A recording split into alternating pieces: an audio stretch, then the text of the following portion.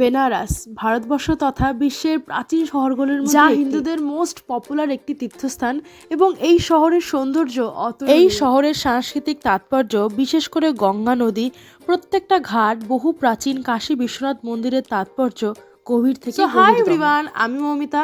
আমি এসেছি ঘুরতে বেনারসে উইথ মাই ফ্যামিলি।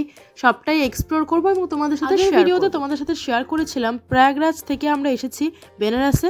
অ্যান্ড আজকে আমাদের বেনারসের দূরত্ব প্রায় 125 কিলোমিটার।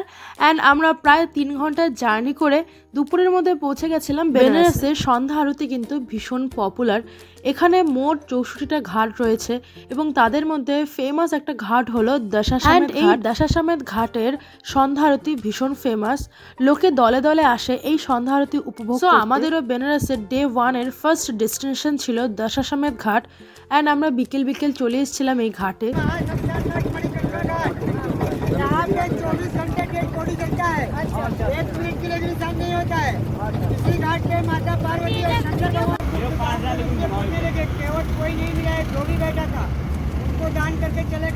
এখানে প্রত্যেকটা ঘাটেই বোট রাইডিং এর ব্যবস্থা রয়েছে।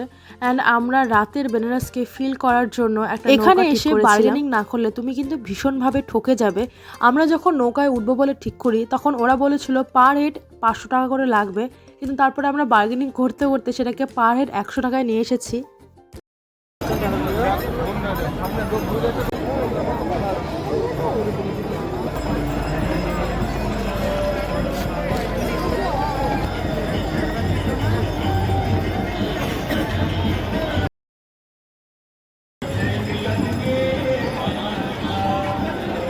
মাথার উপরে লাইট নিচে দেয়।